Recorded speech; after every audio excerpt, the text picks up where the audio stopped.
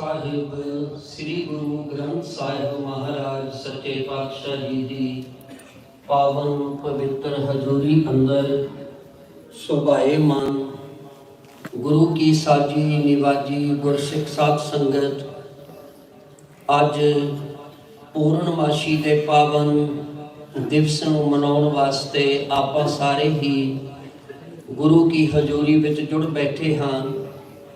ਰੱਖੇ ਗਏ ਸ੍ਰੀ ਸੰਪਟ ਅਖੰਡ ਪਾਠਾਂ ਦੇ ਪਹਿਲਾਂ ਆਪਾਂ ਭੋਗ ਸਰਵਣ ਕੀਤੇ ਨੇ, ਉਪਰੰਤ ਕੀਰਤਨ ਰੂਪ ਵਿੱਚ ਆਰਤੀ ਅਤੇ ਭੋਗਾਂ ਦੇ ਸ਼ਬਦ ਆਪਾਂ ਸਰਵਣ ਕੀਤੇ ਨੇ।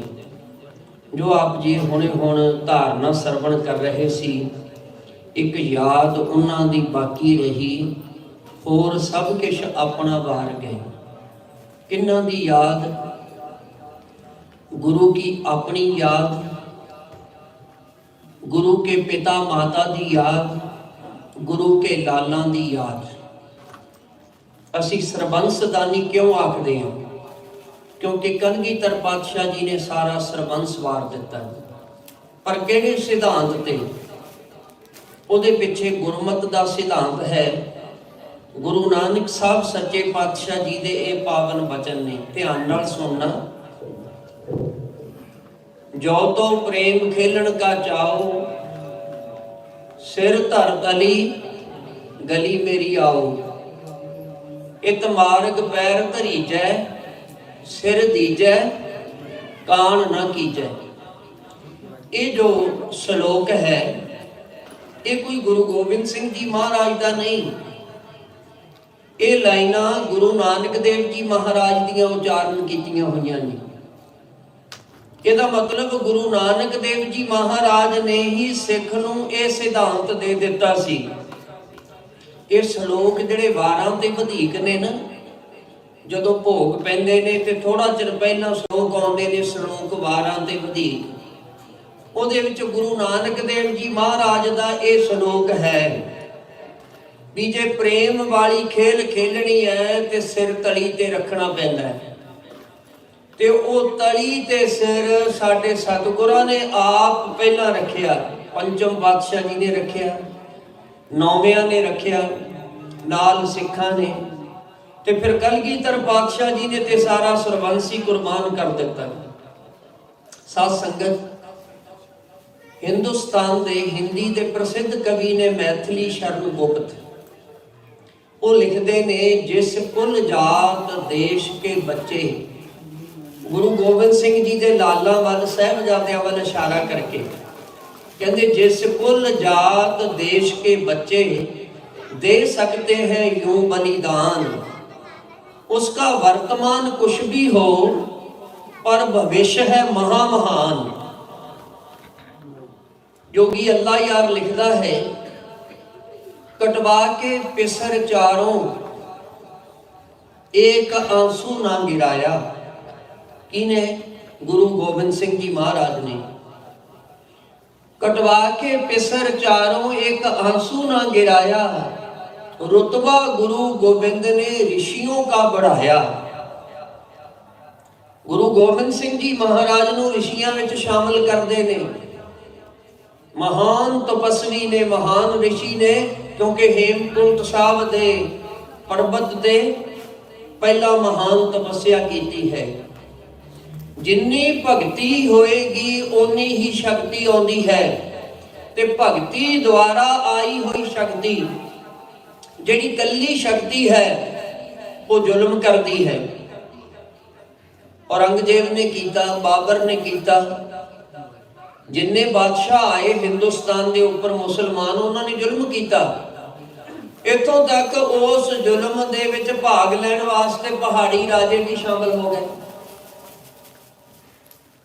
कल्ली जड़ी शक्ति है, बिना भगती तो आई हुई शक्ति, वो शक्ति जुल्म करती है। लेकिन जड़ी शक्ति भगती नूं सामने रखती है, तुसी कहोगे किवें? जिवें ऐन अकाल तख्त साहब दे सामने श्री हरमंदर साहब है। क्यों सामने रखे? क्योंकि अकाल तख्त है।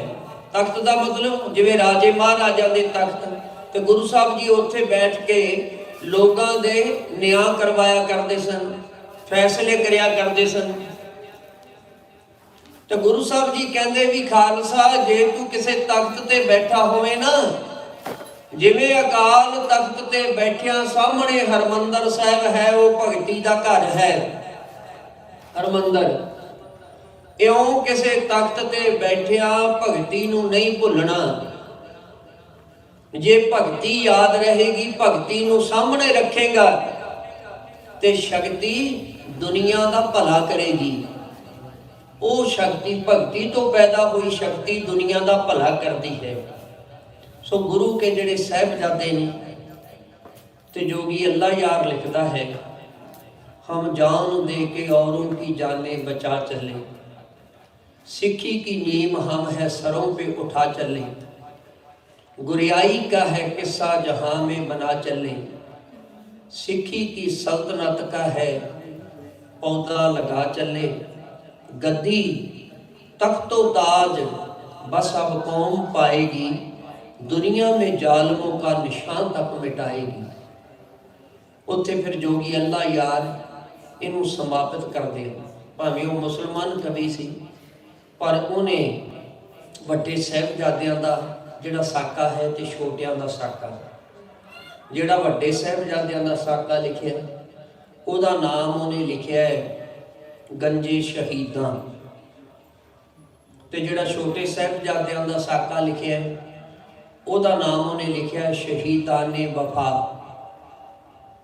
ये दो गाथावां लिखियां ने उन्हें, जिहदा करके मुसलमान जमात ने, उहदे भाईचारे ने उन्होंने अपनी बरादरी चों शेक दिता सी। पर जोगी अल्लाह यार कहन लग्या भी कोई गल नहीं, मैं तो सच लिखिया है। कहंदे तू नमाज पढ़न वास्ते मस्जिद विच नहीं आ सकदा। कहन लग्या घर पढ़ लांगा। डटिया रहा। अखीर कहंदे काफ़ी सालों बाद कुछ बजुर्ग इकट्ठे हुए, कहने लगे अल्लाह यारा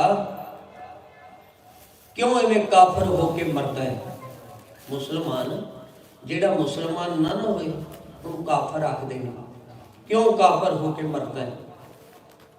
आ कहंदे अज जुमे दा दिन है ते नमाज पढ़ना। जोगी अल्लाह यार कहन लग्या मैं ते नमाज पढ़न तो इनकार पहला भी नहीं किया, मैं ते मस्जिद में आउण तो इनकार पहला भी नहीं किया, मैनू ते तुसी रोकिया है। ते नाल ही कहन लगे तू अपने गुनाह की माफ़ी मंग ला। कहन लग्या मैं नमाज पढ़न ते आ सकदा है, पर मैं गुनाह कोई नहीं किया, इसलिए माफ़ी नहीं मंगांगा। ते अगों ने पता की आखिया, भावपूर्त ਉਹਦੇ लफ्ज ने साडे हिरदे ਨੂੰ ਝੰਜੋੜਨ वाले।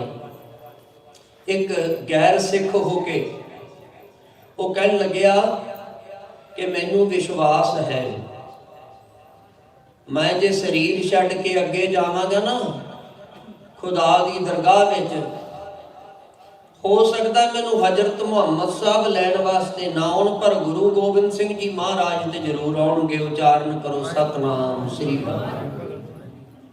इन्नी भावना सी उस बंदे दी। साध संगत मैं बेनती करा कि गुरु गोबिंद सिंह जी महाराज कैसे ने, एक किसी कवि ने एक कवित लिखिया है, उस कवित विच उन्हें कंपैरिजन किया है। कुछ एक हो चुके पहले जिहड़े अवतार ने, कुछ एक हो चुके जिहड़े ऋषि मुनि ने, उन्हां दे नाल गुरु गोबिंद सिंह जी महाराज नूं ना कंपेयर करके उन्हें दस्सिया भी किन्ना क भला फर्क है।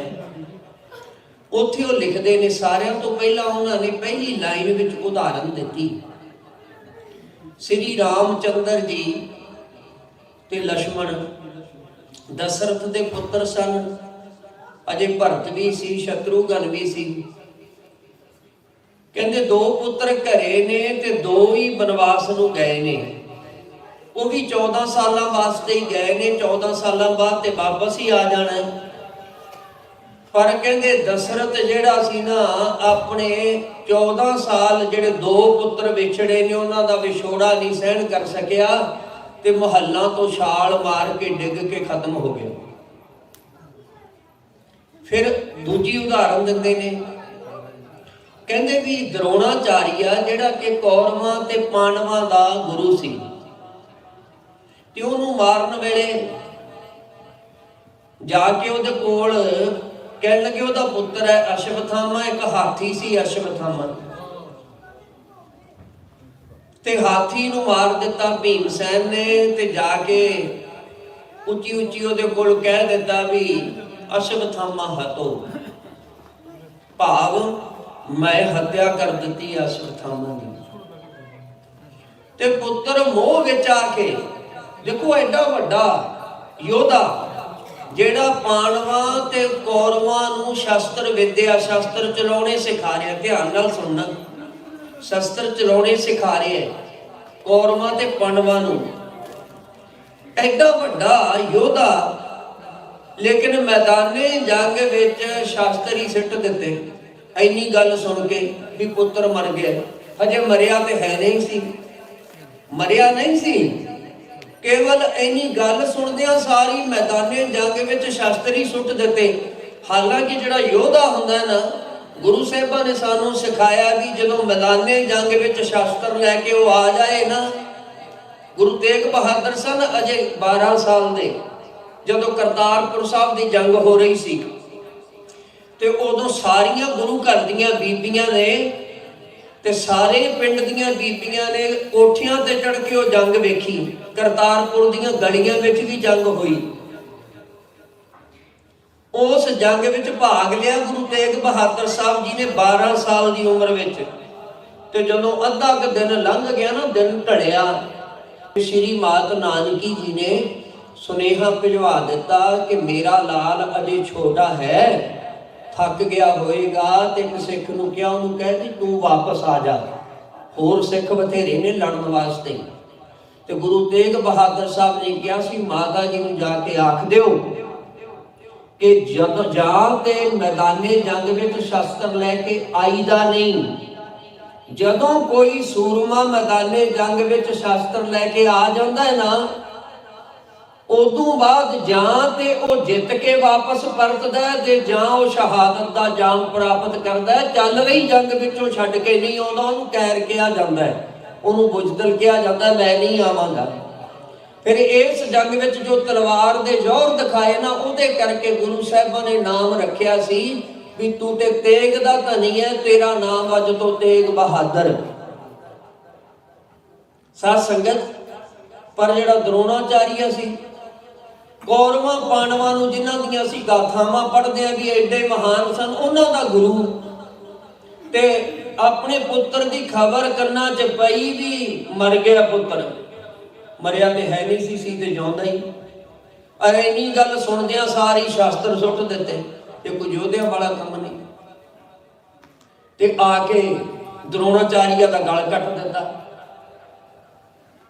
ਦੂਜੇ ਪਾਸੇ ਫਿਰ ਕਹਿੰਦੇ ਇੱਕ ਵਸ਼ਿਸ਼ਟ ਮੁਨੀ ਜੀ, ਕਿੱਡੇ ਆਤਮ ਗਿਆਨੀ, ਲੇਕਿਨ ਵਿਸ਼ਵਾਮਿੱਤਰ ਨੇ 100 ਪੁੱਤਰ ਮਾਰ ਦਿੱਤਾ ਵਸ਼ਿਸ਼ਟ ਮੁਨੀ ਦਾ। ਕਹਿੰਦੇ ਆਪਣੇ ਪੁੱਤਰਾਂ ਦੇ ਸ਼ੋਕ ਵਿੱਚ ਆ ਕੇ ਜਿਹੜਾ ਵਸ਼ਿਸ਼ਟ ਮੁਨੀ ਸੀ ਨਾ, ਉਹ ਆਪਣੇ ਗਲ 'ਚ ਪੱਥਰ ਬੰਨ੍ਹ ਕੇ ਨਾ, ਤੇ ਪਹਿਲਾਂ ਤਾਂ ਜਾ ਕੇ ਸਤਲੁਜ ਦਰਿਆ ਵਿੱਚ ਡੁੱਬਣ ਲੱਗਿਆ। ਸਤਲੁਜ ਨੇ ਆਪਣੇ ਆਪ ਨੂੰ 100 ਧਾਰਾਵਾਂ ਵਿੱਚ ਵੰਡ ਲਿਆ, ਇਸੇ ਕਰਕੇ ਨਾਂ ਪਿਆ ਸ਼ਤਦ੍ਰਵ। ਗੁਰੂ ਗੋਬਿੰਦ ਸਿੰਘ ਜੀ ਮਹਾਰਾਜ ਬਚਿੱਤਰ ਨਾਟਕ ਵਿੱਚ ਸ਼ਤਦ੍ਰਵ ਲਿਖਦੇ ਨੇ, ਸ਼ਤ ਮੈਨੇ 100, ਦ੍ਰਵ ਮੈਨੇ ਪਾਣੀ, ਧਾਰਾਵਾਂ। ਸਤਲੁਜ ਨਾਂ ਤਾਂ ਪਿਆ 100 ਧਾਰਾਵਾਂ ਚ ਵੰਡ ਲਿਆ ਤੇ ਉਹ ਡੁੱਬਿਆ ਹੀ ਨਹੀਂ।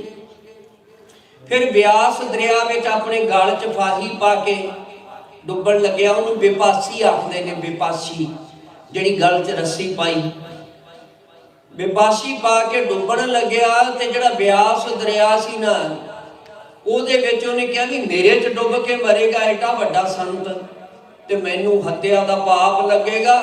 ਉਹ ਜਿਹੜੀ ਬੇਪਾਸੀ ਸੀ ਉਹ ਪਾਣੀ ਨਾਲ ਕੱਟੀ ਗਈ ਤੇ ਡੁੱਬਿਆ ਨਹੀਂ, ਤਾਂ ਨਾਂ ਪਿਆ ਬਿਆਸ।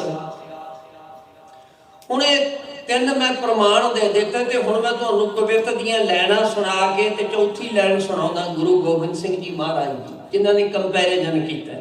ਕਹਿੰਦੇ 2 ਸੁਤ ਰਹੇ ਘਰ ਬਨ ਮੈਂ ਸਿਧਾਰੇ ਦੋ, ਦਸ਼ਰਥ ਗਿਰ ਕਰ ਪ੍ਰਾਣ ਕੋ ਨਿਕਾਰਾ ਹੈ। फिर कहते अश्वत्थामा हतो, द्रोणा जी ने प्राण त्यागे, नर और कुंचर का भेद ना विचारा है। फिर कहते 100 पूत मोए जद वशिष्ठ मुन ज्ञानी जी के, गल पत्थर बांध तन ब्यासरी में डारा है। ऐसा कोई होया ना जहान उत्ते खालसा जी, चारे सुत वार के भी शुक्र गुजारा है। चारे पुत्र वार के शुक्र गुजारिया। कहते जहान उत्ते जे होया है ते इको एक गुरु गोबिंद सिंह जी महाराज उचारण करो सतनाम श्री वाहिगुरु जी। तो साध संगत हुण समा समाप्त है। मैं बेनती करांगा जिहड़े गुरमुख प्यारे देग वरताउंदे ने कि वो देग वरताउणी शुरू कर देण ते मैं अपने वल्लों बस समाप्ति करदा। मैं उड़ीक ही रहा। तो साध संगत इस प्रकार बड़े सारे कवियां ने बड़ियां भावपूर्त लाइनां लिखियां ने। मैं कल परसों भी ये लाइनां सरवण करवाइयां सन। गुरु गोबिंद सिंह जी महाराज दा छोटा साहिबजादा वाहिगुरु वड्डे साहिबजादे बाबा अजीत सिंह जी, जोहरे तेग वाले मिर्जा मुहम्मद अब्दुल गनी, वो लिखते ने कहते बेटे के कत्ल होने की पहुंची यूं ही खबर। गुरु गोबिंद सिंह जी दे कोल बेटे के कत्ल होने की पहुंची यूं ही खबर,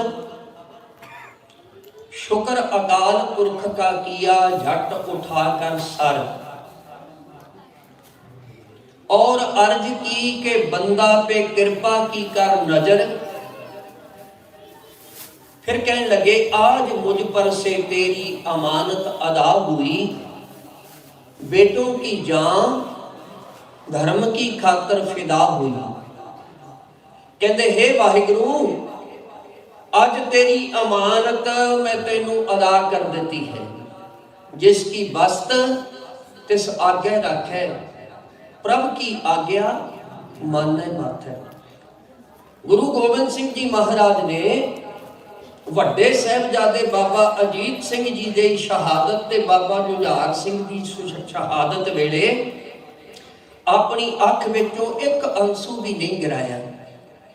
ਲੇਕਿਨ ਜਦੋਂ ਸਿੱਖ ਤੇ ਗੁਰੂ ਦਾ ਰਿਸ਼ਤਾ ਜਿਹੜਾ ਉਹਦੇ ਵਿੱਚ ਪਿਆਰ ਹੈ, ਉਸ ਪਿਆਰ ਦੀ ਜਦੋਂ ਗੱਲ ਆਈ, ਜਦੋਂ ਗੁਰੂ ਸਾਹਿਬ ਜੀ ਨਾ ਭਾਈ संगत सिंह नूं कलगी दे के शस्त्र दे के जदों चमकौर दी गढ़ी छड्डण लगे, पहला तो तैयार ही नहीं संदा हुंदे, कहते नहीं असीं कल नूं आप जंग करांगे। लेकिन फिर सिखां ने कहा महाराज पहला कहा जी तुसीं चले जाओ, कहण लगे नहीं। फिर सिखां ने कहा कि तुहाडे ते साडे प्यार दा वास्ता है। देखो गुरु गोबिंद सिंह जी महाराज सिखां नूं माण सी ना भी असीं गुरु नूं प्यार करदे हां ते गुरु नूं पता है भी ये मैनूं प्यार करदे ने। तुहाडे ते साडे प्यार दा वास्ता है। जदों इन्नी गल आखी ना, कहंदे गुरु गोबिंद सिंह जी महाराज दीयां अखां विचों आंसू आ गए। अखां चों आंसू आ गए ते गुरु साहब जी कहन लगे तुसी ये गल क्यों आखी,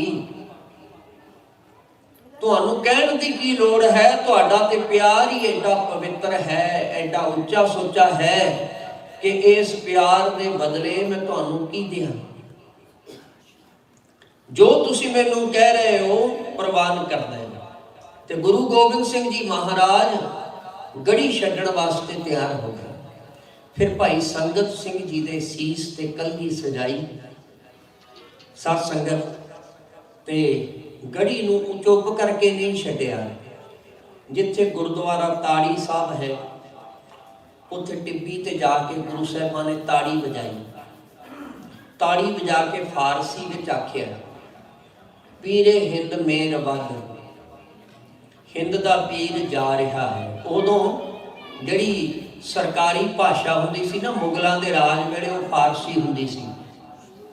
ਵੀ ਕਿਤੇ ਅਸੀਂ ਪੰਜਾਬੀ ਵਿੱਚ ਬੋਲ ਦਈਏ ਤੇ ਉਹ ਕਹਿਣ ਵੀ ਪੰਜਾਬੀ 'ਚ ਬੋਲ ਕੇ ਚਲਾ ਗਿਆ, ਸਾਨੂੰ ਤੇ ਸਮਝ ਹੀ ਨਹੀਂ ਆਈ।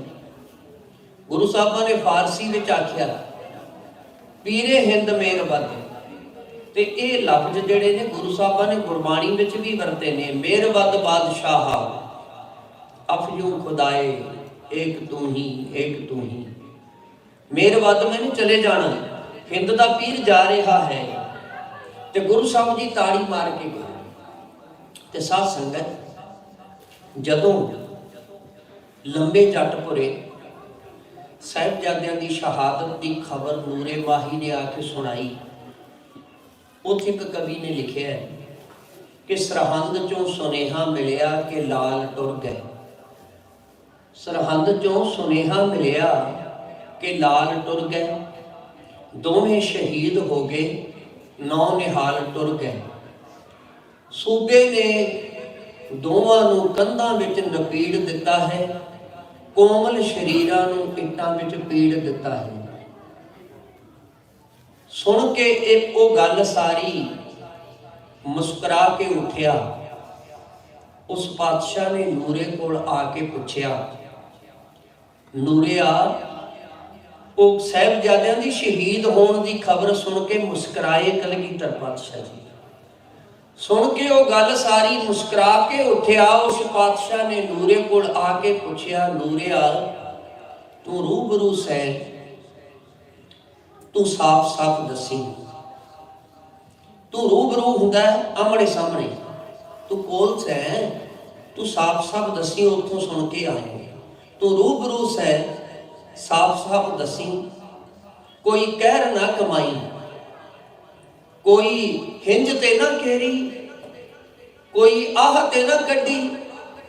ਮੇਰੇ ਲਾਲਾ ਨੇ ਕਿਤੇ ਉੱਚੀ ਸਾਹ ਤੇ ਨਾ ਕੱਢੀ। ਤੇਸੀ ਦੇ ਨਾਲ ਜਦੋਂ ਸੱਟ ਲੱਗੀ ਸੀ ਕਰਾਰੀ, ਮੇਰੇ ਫਤਿਹ ਨੇ ਉੱਥੇ ਚੀਕ ਤੇ ਨਾ ਮਾਰੀ। ਇਹ ਕਹਿਣ ਦਾ ਵੀ ਉਹਦਾ ਅੰਦਾਜ਼ ਵੱਖਰਾ ਸੀ। ਕਲਗੀ ਵਾਲੇ ਨੇ ਜੋ ਵਜਾਇਆ ਉਹ ਸਾਜ਼ ਵੱਖਰਾ ਸੀ।